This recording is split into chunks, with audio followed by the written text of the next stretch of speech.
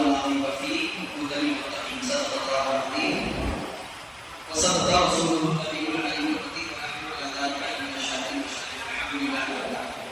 ایک بار اتفاق ہے اللهم صل على سيدنا محمد السلام علیکم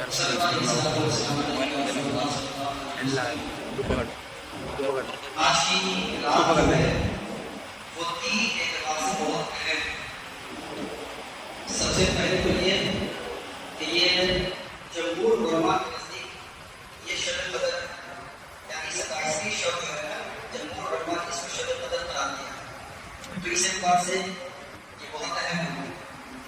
دوسرا یہ کہ جمعہ کا دن ہے تو یہ شب جمعہ ہے تو اس اعتبار سے بہت اہم ہے. اور تیسرے کا جو تعلق ہے وہ آپ لوگوں سے کم ہے, وہ فاضل نام سے زیادہ ہے.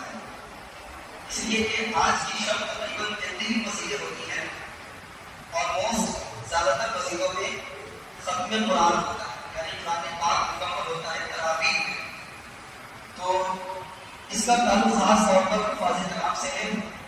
آپ کو شاید اس کا احساس نہیں ہوگا کہ جب قرآن ختم ہوتا ہے تو اتنی زیادہ حافظوں کو خوشی ہوتی ہے. خوشی اس بات کی نہیں کہ نظارہ کرے گا, خوشی اس بات کی کہ وہ ہر سال حافظ ہوتے ہیں, ریوائز ہو جاتا ہے قرآن, تراویح میں پڑھانے کا موقع ملتا ہے تو ایک ریویژن ہو جاتا ہے. تو وہ سال بھر ایک طرح سے پریکٹس ہو جاتی ہے نا, تو سال بھر چلتی ہے. اسی طریقے سے حافظ ایک بار رمضان میں تراویح سنا لیتے ہیں تو سال بھر چلتا رہتا ہے, تو وہ بھولتے نہیں. تو انا نحن نزلنا الذکر و انا لہ حافظون, جو قرآن میں ہے نا کہ بے شک ہم نے قرآن کو اس ذکر کو نازل کیا اور ہم ہی اس کی حفاظت کریں گے. تو اس کا ایک ذریعہ جو ہے تراویح میں حافظ تراویح کا اہتمام کرنا بھی ہے اور قرآن کی تراویح کا اہتمام کرنا ہے, وہ حفاظت کا ایک ذریعہ. قرآن پاک اللہ رب العزت کی عظیم کتاب ہے, اس میں حافظوں کا کوئی کمال نہیں ہے. یہ اللہ رب العزت کا خاص فضل ہوتا ہے. یہ قرآن پاک کا معجزہ ہے اور نبی اکرم صلی اللہ علیہ وسلم کا صدقہ ہے کہ اس امت مسلمہ کا بچہ اپنے سینے میں قرآن کو محفوظ کر لیتا ہے. ورنہ جتنی بھی آسمانی کتابیں آئی اس سے پیچھے اس کے جو حافظ ہوا کرتے تھے اس کے انبیاء ہوا کرتے تھے, اس کی امت نہیں ہوا کرتے تھے. چاہے وہ انجیل ہو, زبور ہو, تورات ہو یا اور جتنے بھی آسمانی صحائف ہیں اس کے جو حافظ ہوا کرتے تھے صرف انبیاء کرام ہوا کرتے تھے, اس کی امت نہیں ہوا کرتے. لیکن یہ ہمارے نبی صلی اللہ علیہ وسلم کا صدقہ ہے, قرآن پاک کا معجزہ ہے کہ اس امت کا بچہ حافظ قرآن ہے. اور جب تک اس امت کے بچے کے سینے میں قرآن محفوظ ہوگا دنیا کی کوئی طاقت قرآن پاک کو مٹا نہیں سکتی ہے. تو یہ ایک سب سے بڑی بات ہے. دوسری بات یہ ہے کہ ذالک الکتاب لا ریب فیہ, سب سے پہلی آیت قرآن پاک کی جو ہے ذالک الکتاب, اس میں کوئی شک نہیں. ذالک الکتاب یہ وہ کتاب ہے جس میں شک و شبہ کی گنجائش ہی نہیں ہے. آپ دیکھتے ہیں کہ آپ ماشاءاللہ پڑھے لکھے لوگ ہیں, ہم دنیا کی کوئی بھی بک پڑھتے ہیں, ریڈ کرتے ہیں تو اس کے یہاں اسٹارٹنگ میں ایک ٹیکسٹ لکھا ہوتا ہے کہ اگر اس کتاب میں کوئی بھی مسٹیک آپ پاؤ تو اس کے جو رائٹر ہیں یا اس کے جو پبلشر ہیں اس کو انفارم کریں, نیکسٹ ایڈیشن میں انشاءاللہ تعالیٰ وہ ٹھیک کر دیا جائے.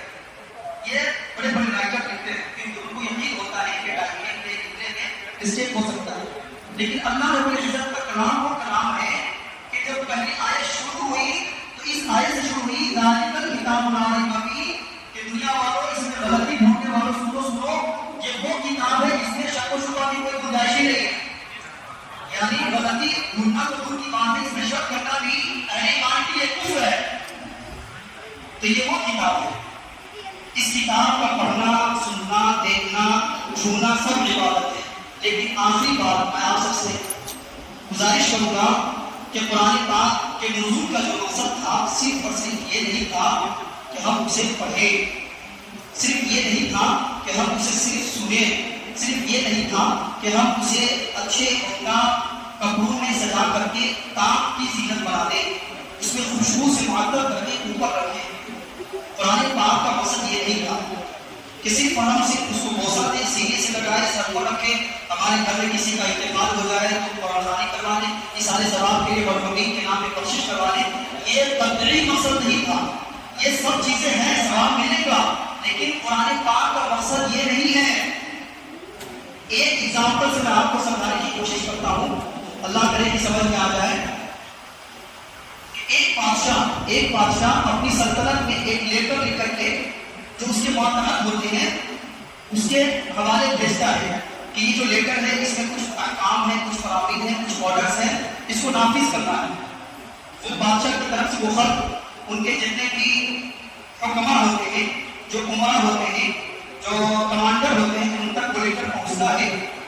ذرا غور سے سنیے گا، وہ لیٹر پہنچتا ہے تو وہ جو کمانڈر ہوتے ہیں بادشاہ کے، وہ بادشاہ کا لیٹر دیکھتے ہی سمجھتے ہیں ہمارے بادشاہ کی طرف سے آیا ہے، یہ تو ہمارے لیے آنر کی بات، شرف کی بات ہے کہ بادشاہ نے مجھے اپنا لیٹر بھیجا۔ تو وہ اس خوشی میں مارے خوشی سے مچل جائے اور پھر وہ لیٹر کو بوسہ دے، سینے سے لگائے، سر پہ رکھے، اسے اچھے کپڑے میں لپیٹے، خوشبو لگائے، اور بادشاہ کا حکم ہے، بادشاہ کا لیٹر ہے، اس کی بے عزتی نہ ہو، اس کو اونچی جگہ پر رکھے۔ بات سمجھ میں آئی؟ آپ سمجھنے کی کوشش، وہ جتنے بھی کمانڈر تھے سب کمانڈر نے اس لیٹر کے ساتھ ایسا ہی کیا، اس لیٹر کو بوسہ دیا، چوما، سینے سے لگایا، آنکھوں سے لگایا، سر پہ رکھا اور اچھے کپڑے میں خوشبو سے معطر کر کے اونچی جگہ پر رکھ دیا۔ اسے بولا نہیں، اسے پڑھا نہیں، پڑھنے کے بعد سمجھنے کی کوشش نہیں کی۔ بادشاہ نے کیا آرڈر دیا ہے، کیا حکم نافذ کرنے کے لیے کیا ہے، اس کو سمجھنے کی کوشش نہیں کی۔ بادشاہ کا لیٹر آیا، ہمارے خوشی سے اوپر رکھ دیا۔ چند مہینوں کے بعد دوسرا لیٹر آتا ہے بادشاہ کا اور یہ کہتا ہے یہ بتاؤ جو ہم نے ایک دو مہینہ پہلے کچھ حکم آپ کے حوالے کیا تھا وہ حکم نافذ ہوا یا نہیں ہوا؟